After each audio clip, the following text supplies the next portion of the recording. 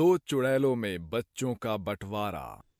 छत पर एक चुड़ैल राजू का हाथ पकड़कर खींच रही थी।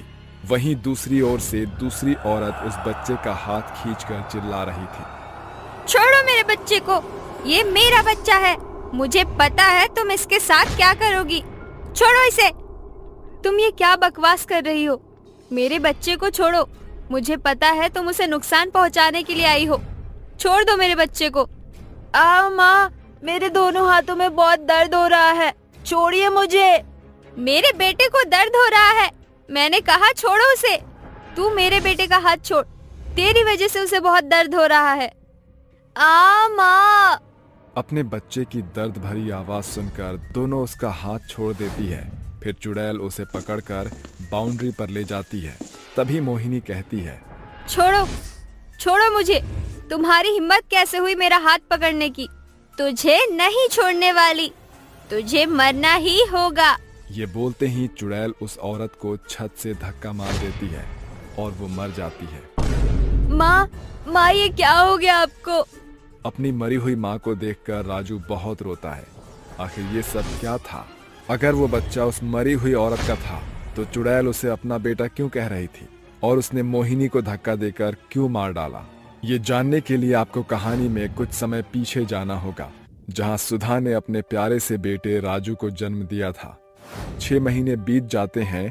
सुधा बच्चे को अपनी गोद में खिला रही थी। तभी उसका पति किशन कार लाकर कहता है, अरे अरे, मेरा राजा बेटा, मेरा कबूतर, मेरा सिपाही कैसे खेल रहा है मम्मा के साथ। भूख लगी है? दूध पिएगा? अच्छा, नहीं पीना, घूमी घूमी करनी है। अरे मेरे बेटे को क्या पट्टी पढ़ा रही हो? लाओ इसे मुझे दो। देखो राजू बेटा, पापा आपके लिए कार लाए हैं। उसे ज्यादा मक्खन लगाकर अपनी तरफ मत करो, मेरा बेटा है वो। अरे तो मेरा भी तो बेटा है वो। तभी छोटा सा राजू अपने पिता की गोद में सूसू कर देता है। ओहो, ये इतनी गरम गरम क्यों लग रही है मेरी कमीज? ओहो, कबूतर ने मेरे ऊपर सूसू कर दिया। यही होना चाहिए तुम्हारे साथ। तुम्हारा बेटा मुझे ज्यादा प्यार करता है। हाँ हाँ, आप ज्यादा मत बनो। पता है कितना इंतजार था मुझे इसका? 2 साल बाद हमारी गोद भरी है।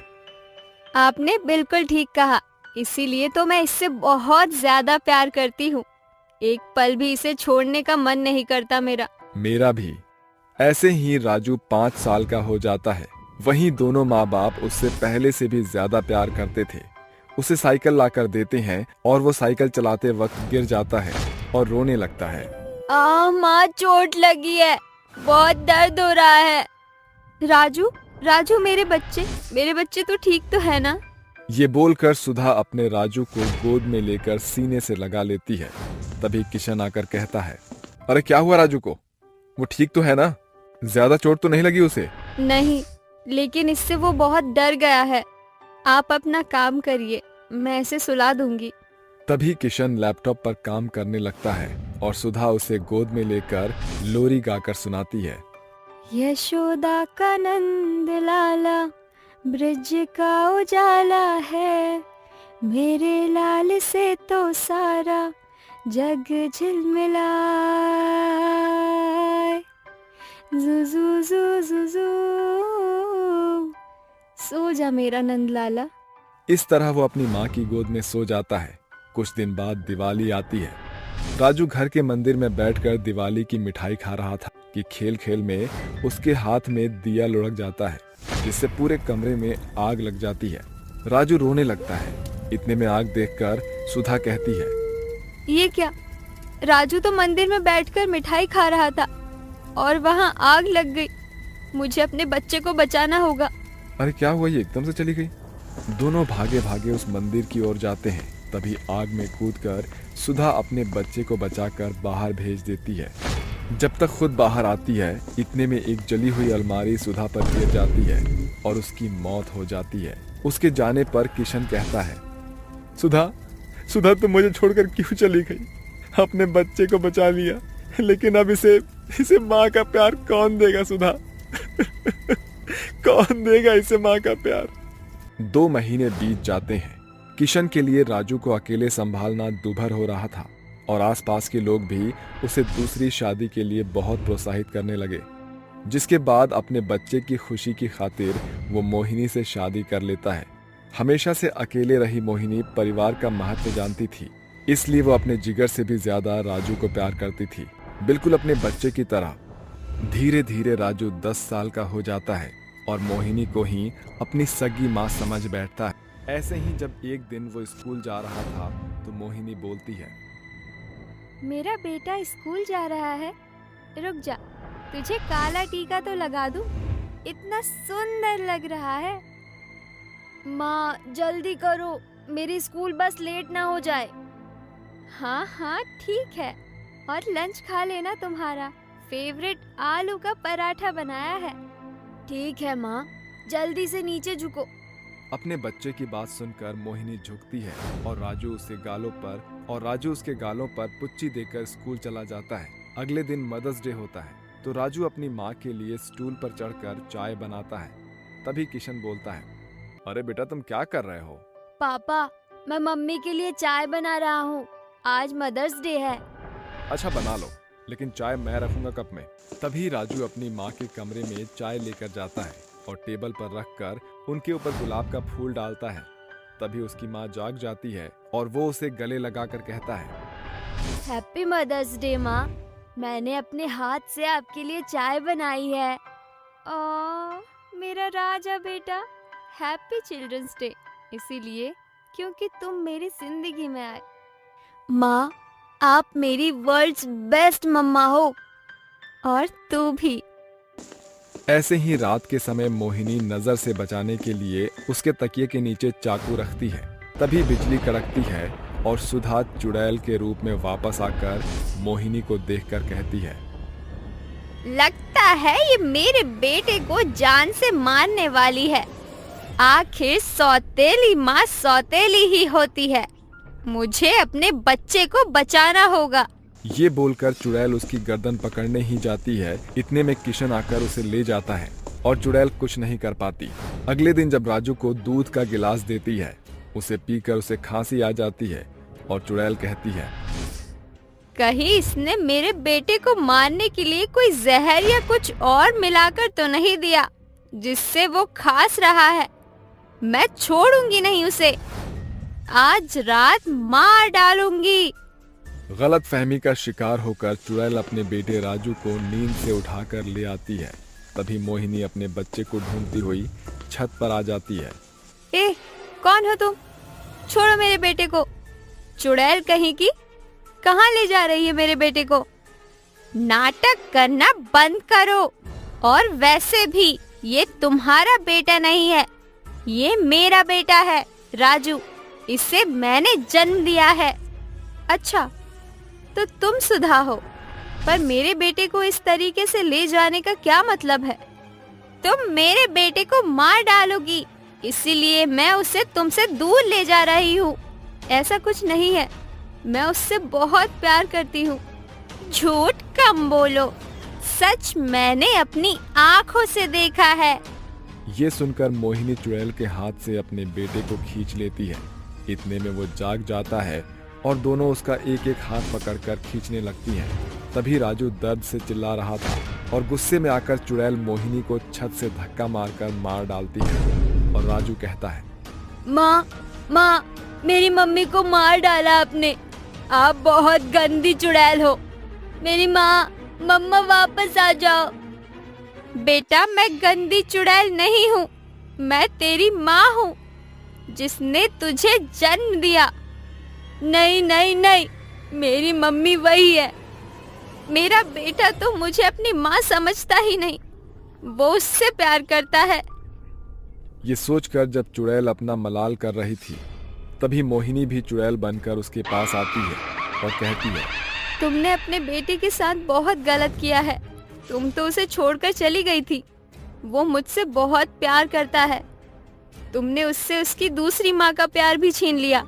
अब मेरा बेटा फिर से माँ के प्यार के लिए तरसेगा। हे भगवान, ये मुझसे क्या अनर्थ हो गया।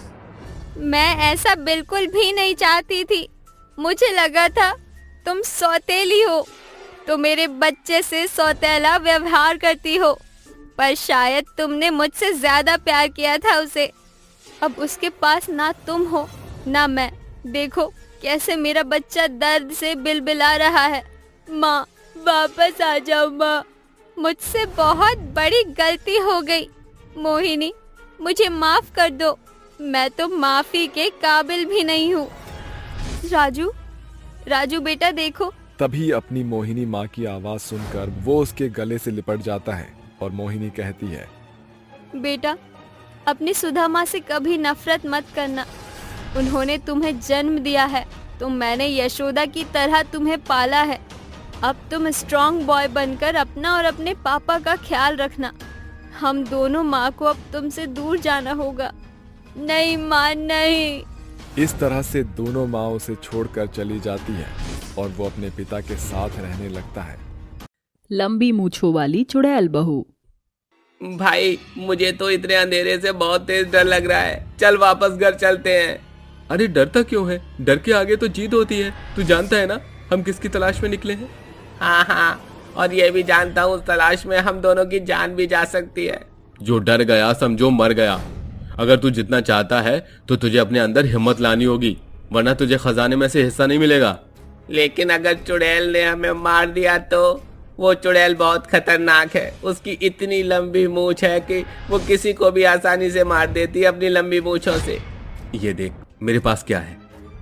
अरे ये मैं अघोरी बाबा से बनवा कर लाया हूँ। ये कोई मामूली खंजर नहीं है, ये अघोरी बाबा के मंत्रों द्वारा पढ़ा गया खंजर है। अगर हमने इस खंजर से चुड़ैल की मूछें काट दी तो चुड़ैल हमारा कुछ नहीं कर सकेगी, क्योंकि उसकी सारी शक्तियां उसकी मूछों के अंदर हैं। अगर मुझे कुछ हुआ तो साले में भूत बनकर तुझे नहीं छोड़ूंगा। सूरज और रतन दोनों जंगल की तरफ बढ़ते हुए गुफा में पहुंच जाते हैं, जहां चारों तरफ पानी ही पानी होता है और वह पानी भी काले रंग का होता है। सूरज तुरंत मशाल जला लेता है और अंदर चलने लगता है। रतन मेरे भाई तू मेरे साथ ही रह, नहीं तो चुड़ैल हमारे ऊपर कहीं से भी हमला कर सकती है। मुझे बहुत डर लग रहा है, चलो यहाँ से वापस चलते हैं। ये देखो यहाँ पर तो पानी भी काला है। उस चुड़ैल का कुछ पता नहीं है कब हमारे ऊपर हमला कर दे, हमारी जान जा सकती है। मेरी बात मानो और चलो यहाँ से। जब हम यहाँ तक आ गए हैं तो आगे तक भी जाएंगे, तो मेरे पीछे पीछे चलते रहो, तुम्हें कुछ नहीं होगा। अगर चुड़ैल आएगी तो मैं उसका सामना खुद कर लूंगा। इतना कहने के बाद सूरज आगे की तरफ बढ़ जाता है। देखते ही देखते वह गुफा के बिल्कुल बीचों बीच पहुंच जाता है, जहां पर लंबी मूंछों वाली चुड़ैल आराम से सो रही होती है। देखा तुमने, ये चुड़ैल तो आराम से सो रही है और इसके नीचे वही तहखाना है जहां पूरा खजाना छुपा हुआ है। हमें इसे मारना होगा।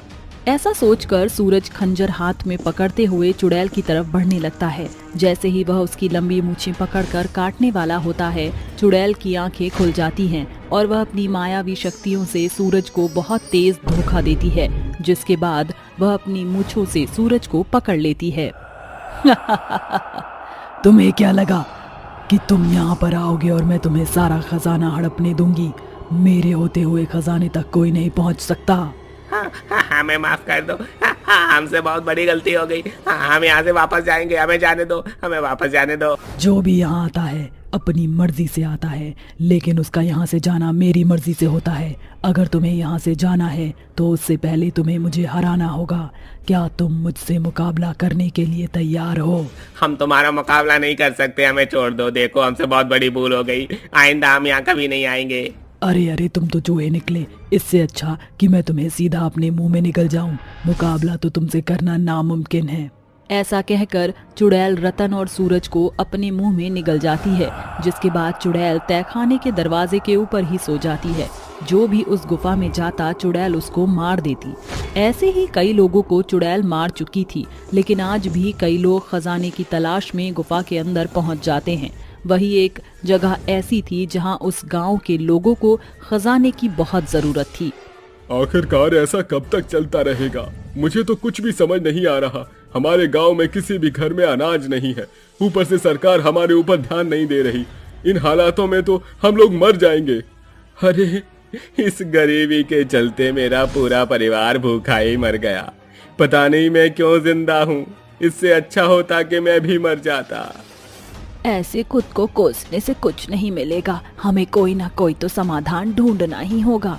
तभी वहाँ पर एक बहुत ही बुजुर्ग औरत आती है और वहाँ खड़े सभी गांव के लोगों को कहती है, जंगलों के बीचों बीच उस गुफा के अंदर एक लंबी मूंछों वाली चुड़ैल रहती है। वह चुड़ैल कई समय से खजाने की हिफाजत कर रही है। उस लंबी मूंछों वाली चुड़ैल से खजाना बचाकर अगर कोई ले आए तो हमारे गांव की सभी परेशानियां दूर हो जाएंगी। क्या कहा? खजाना? लेकिन वो चुड़ैल हमें खजाना कैसे लाने देगी? हाँ, मैंने सुना है उसके बारे में, लेकिन उस गुफा में जो भी जाता है वो लौटकर वापस कभी नहीं आता है। मैं जाऊंगा उस गुफा के अंदर। मेरा परिवार तो मर चुका है। जाते हुए मैं अपनी जान इन गांव वालों के नाम करना चाहता हूँ। जिंदा बचा तो लोगों की मदद करूंगा और मर गया तो मुझे बहुत खुशी होगी, क्योंकि बिना परिवार के मेरा जीना व्यर्थ है। कैलाश चुड़ैल की गुफा में जाने के लिए तैयार हो जाता है, जिसके बाद जैसे ही शाम होती है वह जंगल में पहुंच जाता है। वह जंगल में चलता रहता है। वहीं दूसरी तरफ गुफा में लंबी मूंछों वाली चुड़ैल बोर हो जाती है और खुद से कहती है, काफी समय से मैं यहाँ अंदर ही हूँ। इन मूंछों की वजह से मैं बाहर भी नहीं जाती हूँ। आज मेरा बाहर घूमने का बहुत मन है। ऐसा सोचकर चुड़ैल अपनी लंबी मूंछों के साथ बाहर घूमने के लिए निकल पड़ती है। उसी समय कैलाश भी गुफा में पहुंच जाता है, जिसके बाद उसे चुड़ैल दूर दूर तक कहीं नहीं दिखाई देती। लोग तो कहते थे कि यहाँ लंबी मूंछों वाली चुड़ैल रहती थी, लेकिन यहाँ तो कुछ भी नहीं है। चलो जल्दी से सारा खजाना निकाल लेता हूँ।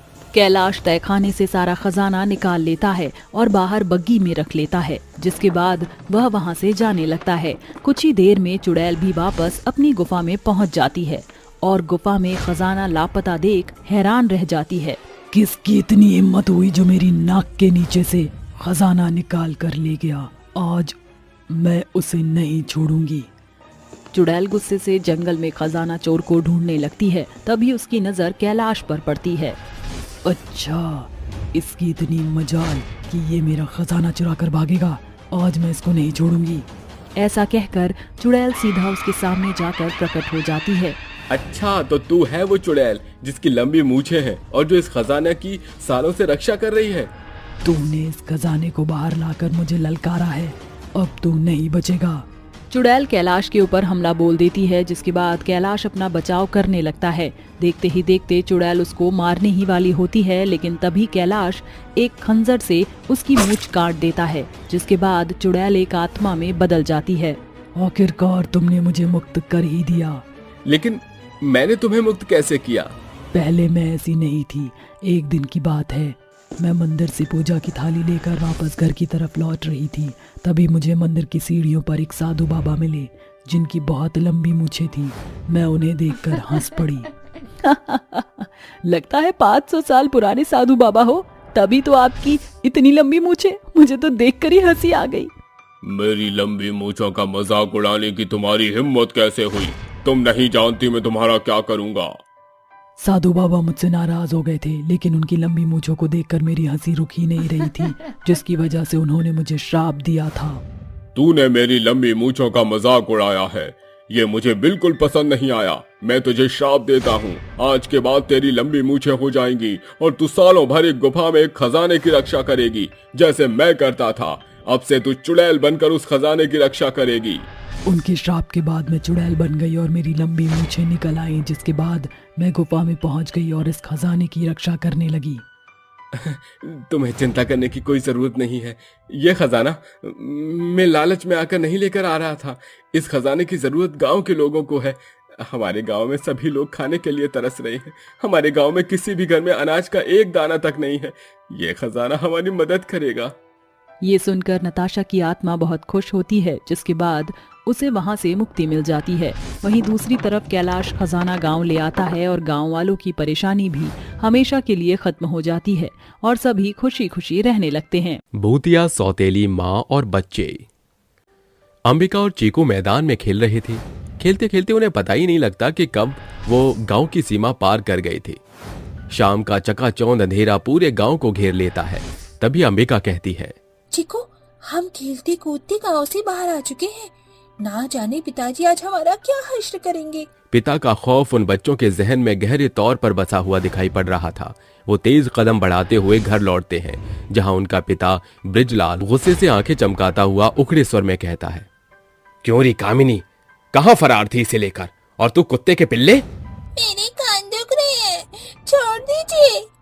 पिताजी, मैं आपके आगे हाथ जोड़ती हूँ, चीकू को छोड़ दीजिए, इसका कोई दोष नहीं। दोष तो तेरा है हरामजादी। आज मैं तुझे मौत के तख्ते पर टांग कर रख दूंगा। पर लग गए हैं ना तेरे। कसाई ब्रिजलाल अंबिका को चमड़े की बेल्ट से मार मार कर उसे बुरी तौर पर जख्मी कर देता है।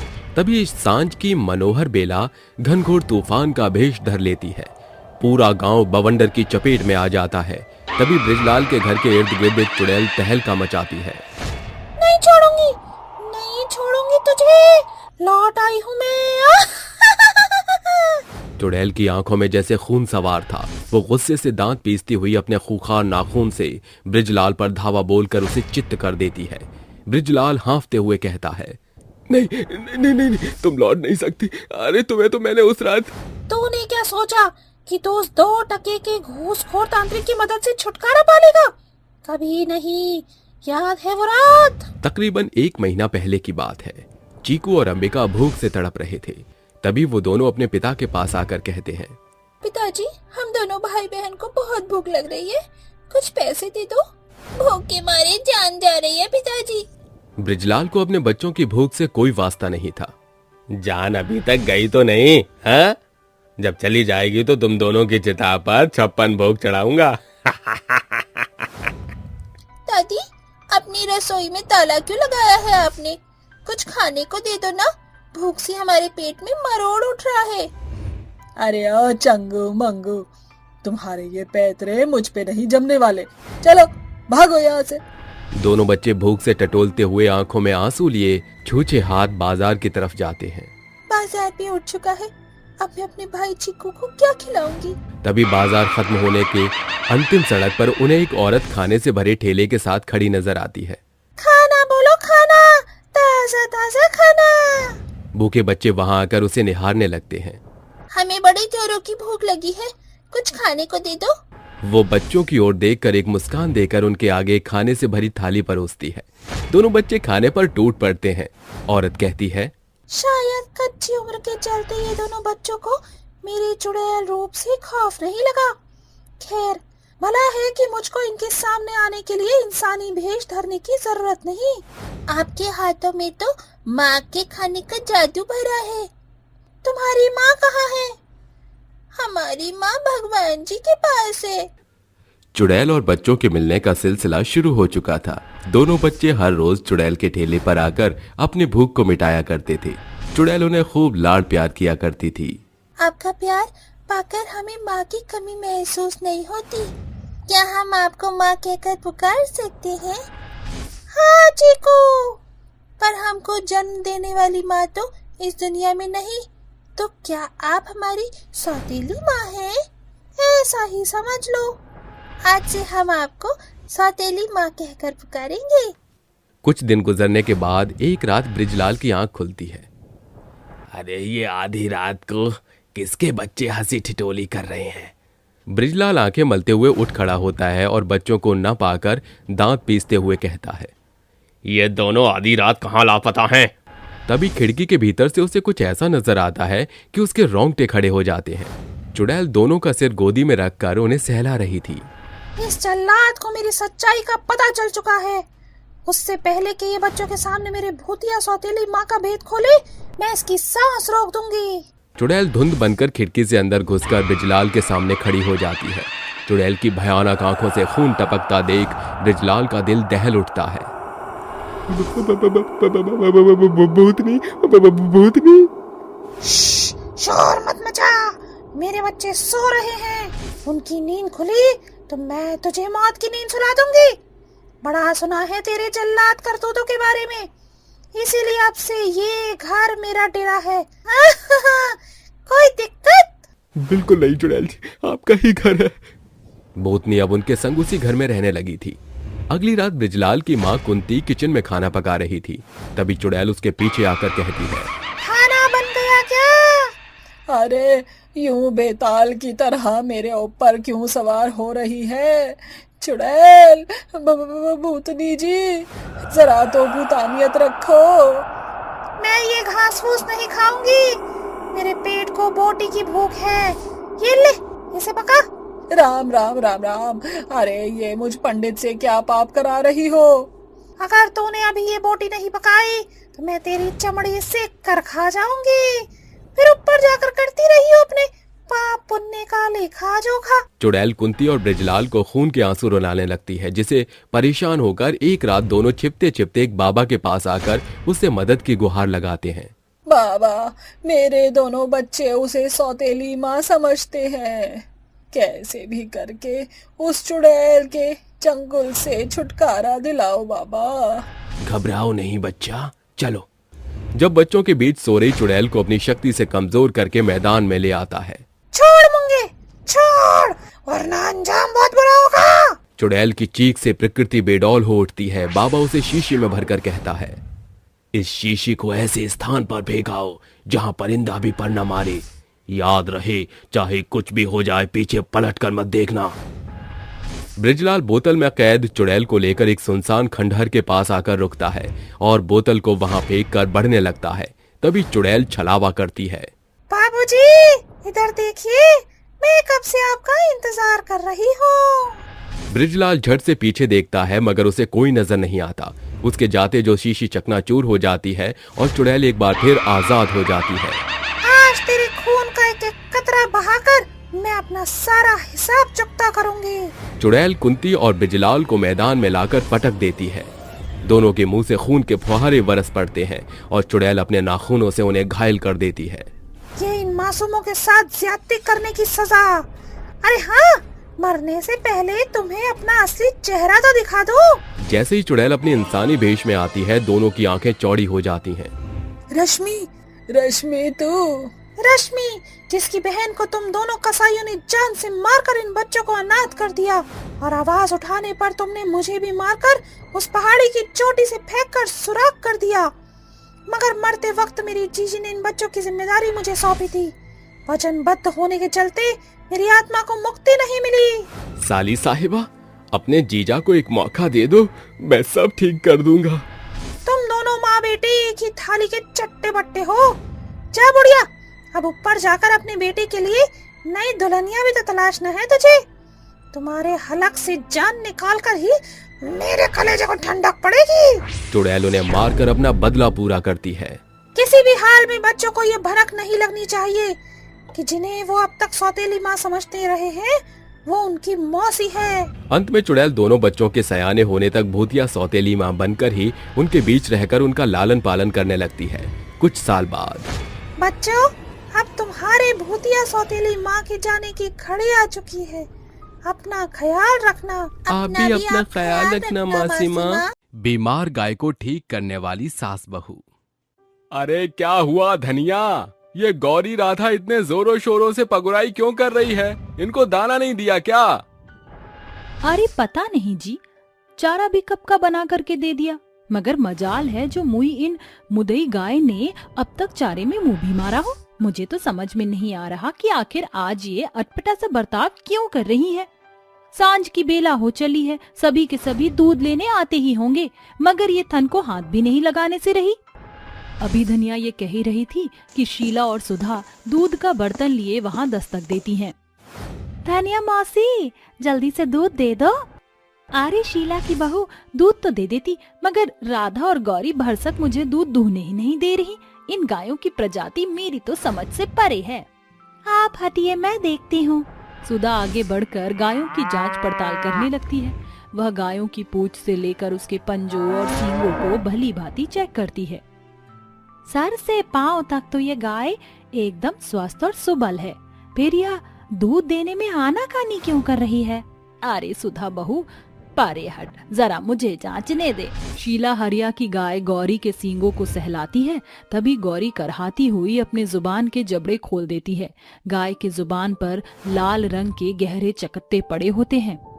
क्यों री हरिया, एक पशुपालक होकर भी इतना खास खबर नहीं है क्या कि महीने में एक दफा माल जाल के शरीर को सफा कर दूं?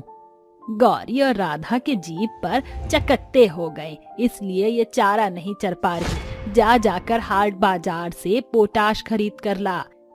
उसे इनकी जुबान को साफ करना होगा। अगर इनकी जुबान ठीक नहीं होगी तो ये दाना पानी नहीं खाएंगी, और बगैर पेट में दाना पानी पड़े ये बेजुबान गौमाता भला किस बलबूते पर दूध देंगी। हरिया बाजार से जाकर शीला के सुझाए हुए दवाई को लेकर आता है। हरिया की गाय सहजता पूर्व शीला से दवाई लगवाती है। शीला भौजाई, मेरी दोनों गाय भली चंगी तो हो जाएंगी ना? काहे कि इनके बलबूते दोनों दंपत्ति का पेट पालता है। इनके बगैर हमारा दूजा चलनसार नहीं है। अरे धीरज धर हरिया, सवेरे तक तेरी दोनों गाय एकदम टनाटन हो जाएंगी। अगली सवेरे जब दोनों सास बहू हरिया के घर पधारती हैं तो दोनों दंपत्ति गौशाला के दो छोर में बंधी गाय राधा और गौरी का दूध दूह रहे होते हैं। अरे शीला भौजाई, तुमने तो 100% सच कहा था। मेरी दोनों गाय तो एकदम स्वस्थ हो गई। शीला भौजाई, आपको तो जानवरों का उपचारक होना चाहिए था। वैसे शीला बहन, तुमने जो कभी गाय का लालन पालन भी नहीं किया, बावजूद इसके तुम इन बेजुबान जानवरों की बोली भाषा कैसे जान जाती हो? क्योंकि ब्याह से पहले बलिहार में मेरे बाबूजी गांव भर के गाय का उपचार इलाज करते थे। बस उन्हीं के गुण हैं। ये लो शीला भौजाई, तुमने मेरी गायों को जीवन दान दिया है। ये थोड़े बहुत पैसे हैं, इसे रख लो। अरे हरिया, ये चंद पैसे देकर तू मेरी बहू के सामने मुझ सास को शर्मसार कर रहा है। मैं पैसे के लिए बेजुबान जानवरों की जान नहीं बचाती, बल्कि पुण्य के लिए ये करती हूँ। मां अन्नपूर्णा की दया से मेरे घर में भंडार भरे हुए हैं, और मेरा बेटा बब्बन भी शहर में बतौर एक डॉक्टर बनकर लोगों की जान बचाता है। ऐसे ही समय गुजरता चला जाता है। फिर कुछ दिन बाद हरिया की गाय राधा एक बच्चिया को जन्म देती है। बच्चिया को थोड़ा बहुत बड़ा हो जाने के बाद हरिया कहता है, अरे धनिया, हमारी गाय राधा की बच्चिया बड़ी हो चुकी है। मैं इसे गायों के मवेशी मलखान को सौंपने जा रहा हूँ। हरिया अपनी बच्चिया को हाँकते हुए दूसरे गांव की ओर अग्रसर होता है। कुछ ही देर में वह मलखान के पास पहुँचता है। अरे क्या बात है मवेशी मलखान, तू इतना हताश क्यों है? पता नहीं हरिया, मेरी सभी गाय दिन प्रतिदिन एकदम कुम्हलाती और कमजोर पड़ती जा रही हैं। कई सारे पशु उपचारक से जांच पड़ताल कर ली, बावजूद इसके इनके सेहत में सुधार नहीं कर पा रहा। अरे एक बार मुझे तो खबर करता। मेरे गांव में एक सास बहू का जोड़ा है जो मुफ्त में गाय को चंगा भला करती हैं। क्षण भर के भीतर वो गाय के रोग को जड़ से पकड़ लेती हैं। मैं कल उन्हें लेकर आऊंगा। हरिया सास बहू से ये बात साझा करता है, जिसके साथ अगले दिन सूरज की लालिमा के साथ सास बहू मवेशी मलखान के पास आती हैं। मलखान भाई, आपकी गाय को छूती ही बीमारी लगी है। बोलचाल की भाषा ने ये संक्रामक रोग है जो बीमार गाय के जुबान से गिरे लार से एक गाय से दूजे के भीतर प्रवेश पाती है। फौरन ही इन सभी गाय के गौशाला को साफ सुथरा करना होगा और इन्हें अलग अलग श्रेणी में बंधना होगा, तभी ये स्वस्थ हो सकेंगी। और इन्हें रूखा सूखा चारा न देकर उनके चारे में खली दाना देना होगा। मलखान सास बहू के सुझाव अनुसार ही अपनी मरियल गाय को देख रेख करता है। सप्ताह भर के बाद सास बहू गाय की सेहत की खास खबर जानने की आतुरता में दौड़ के लिए वहाँ आती हैं। अब कैसी है तुम्हारी गाय? अरे बहन जी, आप दोनों सास बहू की तरकीब तो एकदम सोने के समान साबित हुई। मेरी सभी गाय 2 दिन के भीतर ही तंदुरुस्त हो गई। अगर आप दोनों समय से ना आती तो मेरी सारी गाय एकाएक खाक हो जाती और मुझे अथाह घाटा सहना पड़ता। बिना सीख के आप दोनों बेजुबान जानवरों की तकलीफ भी समझ लेती हैं। ये तारीफ काबिल और ताज्जुब की बात है। धीरे धीरे दोनों सास बहू गाय के उपचारक के नाम से गांव गांव पहचानी जाने लगी। कभी कोई मदद मांगने उनके द्वार पर आता तो कभी कोई। एक दिन खेमू नाम का एक गाय पालने वाला व्यक्ति सास बहू से मदद की मांग करता है। मेरी मदद कीजिए, जाने मेरी सारी गायों को क्या हो गया है जो वो कोलाहल करती रहती हैं। अरे मेरे साथ चलिए। दोनों सास बहू फौरन खेमू के साथ निकल पड़ती हैं। कुछ ही देर में वह खेमू के घर आती हैं, जहां खटाल में खूंटों बंधी सभी गाय करहाते हुए कोलाहल कर रही थीं। ना जाने मेरी बेजुबान जानवरों पर किसकी बुरी बला पड़ गई है जो पिछले 3 रोज से ऐसे ही कराते हुए कोलाहल कर रही हैं। अचानक से चिकित्सक सास बहू की तेज निगाह गायों के शरीर के फरों में चिपके कीड़े पर जाती है। अरे इन गायों के सारे शरीर पर तो किलनी के कीड़े ने जकड़न पैदा कर दी है। क्या इन दिनों गायों के खाने की खुराक घट रही है? हाँ बिल्कुल, बस सारा दिन छटपटाती रहती हैं। भाई जी, फौरन ही नीम की पत्तियों और गुनगुने पानी का प्रबंध करो, क्योंकि इन गायों के शरीर पर चिपके कीड़े नीम की पत्तियों के पानी से ही मरेंगे, तभी इन रोगी गाय को राहत मिलेगी। खेमू झटपट से नीम की बारियों को तोड़कर उन्हें गुनगुने पानी में गर्म करता है, जिसके बाद चिकित्सक सास बहू फौरन फेटा बांधकर गायों को भली भांति नहलाती धुलाती है। फिक्र मत करो, थोड़ी ही देर बाद तुम्हारी गाय एकदम राहत पा जाएंगी। ताज होते होते खेमू की सभी गाय भली चंगी होकर अपने पैरों पर अडिग खड़ी हो जाती हैं। खेमू सास बहू का धन्यवाद करते हुए, आज के जमाने में जहाँ इंसान इंसानों की भाषा भी नहीं पहचान पाता, वहीं आप दोनों सास बहू बेजुबान जानवरों की बोली भाप जाती हैं। ये गाय के प्रति आपके लगाव को बखूबी दर्शाता है। शुक्रिया भाई, मगर हम दोनों सास बहू ये पैसों के लिए नहीं बल्कि जानवरों के जीवन के बचाव के लिए करती हैं। इस तरह दोनों सास बहू आगे भी मरियल गायों को भला चंगा करती थी। इस सेवा के बदले वह कोई मोल नहीं लेती थी, बल्कि मुफ्त में ही गाय की जान बचाती थी। सास बहू की इस निस्वार्थ सेवा के लिए सारे गांव में उनकी सराहना होती थी। जहां एक और परिवार के सदस्य अपनों की परेशानी के पीछे का कारण भी नहीं जान पाते, वह सास बहू बेजुबान गाय की तमाम तकलीफों को झट से भांपकर इनका इलाज उपचार किया करती थी, जो उनके अनूठे इंसानियत को दर्शाता है। गरीब गांव में सुनहरी दिवाली। जहां एक और शहरी लोगों की कदम सफलता के शिखर पर मौजूद है, वहीं आज भी ऐसे कई गांव हैं जो घनघोर गरीबी में जूझ रहे हैं। उसी में से एक नाम है रतनपुरा गांव का, जहां के निवासी अपना दुखदाई जीवन आज भी गरीब गुमटी में काट रहे हैं। बावजूद इसके उस गांव के निवासियों के बीच एक दूसरे के प्रति अपार स्नेह शुमार है। जब किसी एक के घर में चूल्हा ना जलता तो दूजा अपनी खाने की कौर खुशी से उसके आगे परोस देता। शायद यही रतनपुरा गांव की पुख्ता पहचान थी, जिसके कारण आस पड़ोस के सभी गांव में उनके भले बर्ताव की बड़ाई हुआ करती थी। चढ़ते सूरज की लालिमा के साथ गांव की औरतें घरेलू काम करती तो वहीं उनके पति खेती बाड़ी करके 2 वक्त का दाना पानी जोड़ने में जुटे रहते और रात को सभी गाँव के प्रांगण में बैठकर एक दूसरे के संग समय साझा करते। क्या बात है बैरागी मौसी, किस गहरी सोच के सागर में गोते लगा रही हो? कुछ नहीं दामोदर बेटा, सत्तू के बारे में सोच रही हूँ। कितना वक्त हो गया उसको शहर गए, अब तक कोई चिट्ठी संदेश नहीं आया।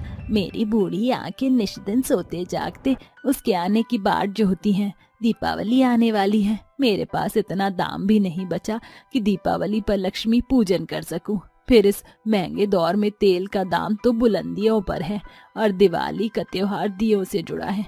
तू ही बता, बिना दाम के कैसे मनेगी मेरी दिवाली? अरे मौसी, सत्तू नहीं है तो क्या हुआ, हम भी तो त्योहार सपूत हैं। अभी दीपावली आने में वक्त है। दिए तेल बाती यहाँ तक कि पूरी पकवान बनाने के पैसे तो तुम्हारा मुंह बोला बेटा तो दामोदर दे ही देगा। जुग जुग जी बेटा, तेरा इतना कहना ही मुझ बुढ़िया के लिए बल है। देखते ही देखते दीपावली का समय पास आ जाता है। सभी गरीबों के घर में दीपावली की साफ सफाई शुरू हो जाती है, जिसके बाद कैलाशी और रमैया कहती हैं, कैलाशी बहन, दीपावली में ज्यादा वक्त नहीं है। हमारे पति दिन रात कटाई बुआई कर रहे हैं ताकि हम गरीब गांव वालों की दीपावली अब के बरस सुनहरी हो सके। क्यों ना हम गांव की औरतें दीपावली के लिए माटी के दिए बनाना शुरू कर दें। इससे तो जो पैसे माटी के लिए मोलने में खर्च होंगे वह सोझे तौर से बच जाएंगे। हाँ रमैया, एकदम खरी बात कही है तुमने। माँ लक्ष्मी ना करें इस दीपावली पर हमारे गांव के किसी भी घर में दीपावली के दिन दाने की घटी हो। अगर ऐसा होता तो उस पैसे से उनके घर में भी पूरी पकवान बन जाएगा। गांव की तमाम औरतों का तबका मेहनत मजदूरी से दीपावली के दिए बना लेती हैं। देखते ही देखते दीपावली में 2 दिन शेष रह जाते हैं कि गांव में रहने वाला लोचन का हताश चेहरा देखकर बसंता और दामोदर कहते हैं, क्या बात है लोचन, गांव में सभी के चेहरे दीपावली के आने की खुशी से खिलखिला रहे हैं, मगर तुम्हारा चेहरा मुरझाया है। क्या बताऊं भाई, पिछले 3 महीने से मैं माखन सिंह के खेत में भूखा प्यासा रहकर ताबड़तोड़ मेहनत कर रहा था ताकि ये दिवाली मुझ गरीब के घर के लिए सुनहरी हो सके, मगर उस मक्खन सिंह ने अपना काम निकाल कर मुझे मक्खी की तरह निकाल फेंका। मेरे जी तोड़ मेहनत के बदले में उस मखर माखन सिंह ने मुझे 1 पाई भी नहीं दी। आज से ठीक 2 दिन बाद दिवाली है और ऐसे में दिवाली का सुनहरा त्योहार मनाना तो दूर, मेरे घर में तो दाने के लाले पड़े हुए हैं। ये सुनकर बसंता अपनी जेब टटोलता है। अरे भाई, दिवाली का त्योहार है, पूरी पकवानों से ही पूरा नहीं होता, बल्कि एक दूसरे का दुख सुख साझा करने से होता है। इन पैसों से तेरे घर का चूल्हा उदास ना रहेगा, यही मेरे खातिर दिवाली की खुशी है। मैं नहीं चाहता कि मेरा दोस्त लोचन इस दिवाली पर खुद को लाचार महसूस करे। ये सुनकर लोचन की आंखों से गरीबी की फुहार फूट पड़ती है। आकाश मंडल में कमल पुष्प पर विराजमान माँ लक्ष्मी को मंद मंद मुस्काता देखकर दासी कहती है, हे माँ लक्ष्मी, देख रही हैं आप, इन मनुष्यों के बीच में कितना मधुर मेल मिलाप है। दाने दाने का मोहताज होने के बावजूद भी ये आप पर कोई दोष नहीं लगा रहे, अपितु सभी जन अपने बदहाली में भी दीपावली की बाँट जोह रहे हैं।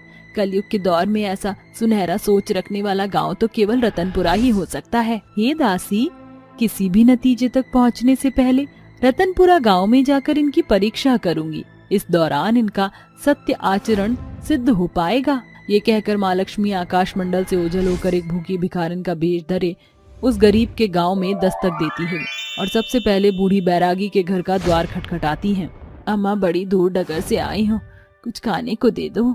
ये सुनकर बैरागी अपने मन में कहती है, हे माँ लक्ष्मी, भूख के मारे इस भिखारन की दशा तो बेहद दयनीय है, मुझसे ज्यादा इसे रोटी की जरूरत है। बैरागी अपनी भूख मारकर अपने आगे की रोटी उसे परोस देती है, जिसे खाकर माँ लक्ष्मी दामोदर के घर आती हैं। दामोदर का परिवार अभी खाने को ही बैठा था।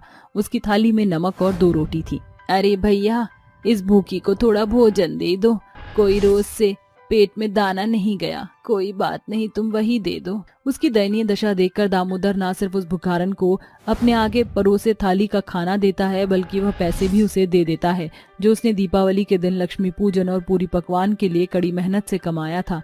दामोदर की दरियादिली देखकर माँ लक्ष्मी अत्यंत खुश होती हैं। इसी तरह माँ लक्ष्मी भिखारन के भेष में सभी गरीब जन की परीक्षा करती हैं। इस गांव के गरीब जन अपनी सुनहरी सोच से संसार के संपूर्ण मानव जाति से अमीर हैं। ये देखकर मेरा मन गदगद हो उठा है। इसीलिए इसी पल क्षण इन सभी के द्वार सुनहरे सोने के दियों से सुशोभित हो जाएंगे और इस दीपावली पर इस गांव की गरीबी दूर हो जाएगी। माँ लक्ष्मी के शब्दानुसार गांव के सभी गरीबों के दीवट सोने के चमचमाते दियों से सज जाते हैं। दीपावली की सवेरे जब सारा गांव नींद से जागता है तो वह अपने द्वार के दीवट पर सोने के दिए रखकर दंग हो जाती है। अरे दामोदर, बसंत, बैरागी मौसी, देखो मेरे घर के आगे सोने के दिए। अरे हम सभी के घर के दीवट पर भी इसी तरह के सोने के दिए जलते मिले हैं। ये सुनहरे सोने के लिए हम सभी गरीब के घरों के आगे साक्षात माँ लक्ष्मी की दया दृष्टि का प्रारूप है। चलो उन्हें बेचकर दीपावली की जरूरतें पूरी करते हैं। गरीब गांव का सारा समुदाय सोने के दियों को सुनार के हाथों बेचकर मिले हुए पैसों से दीपावली के दिन खूब सारी खरीदारी करके अपने घरों को सजाते धजाते हैं। दीपावली की रात सभी जन नया पहरावा पहनकर खूब सारे पटाखे जलाकर मिठाइयाँ और पकवान खाते हुए दीपावली का पर्व मनाते हैं। सभी के चेहरे पर खुशियों की खुमारी दीपावली के अंधेरी रात को तेज से भरी रहती है। देखते ही देखते दीपावली की रात बीतने के साथ सुनहरा सवेरा दस्तक देता हुआ और एक बार फिर सभी के दीवट, हैंडपंप, कुएं, पेड़ पौधों के इर्द गिर्द भी सोने के सैकड़ों सुनहरे दिए रखे हुए दिखते हैं। कैलाशी, ये सोने के दिए माँ लक्ष्मी की दया दृष्टि है। माँ लक्ष्मी ने हमारे गांव की गरीबी दूर करने के लिए दीपावली की भेंट स्वरूप इन दियों को दिया है। यह सुनकर सभी हर्षित हो उठते हैं। अब माँ लक्ष्मी के दया दृष्टि से उन सोने के दिए उस गरीब गांव को सुनहरा सुंदर आयाम दे रहे थे। सभी जन पुख्ता और तौर से समझ गए थे कि ये माँ लक्ष्मी की देन है। आज के दौर में रतनपुरा गांव की गरीबी समाप्त हो चुकी है। साथ ही सभी के गरीब गुमटी सुनहरे घरों में बदल चुके हैं।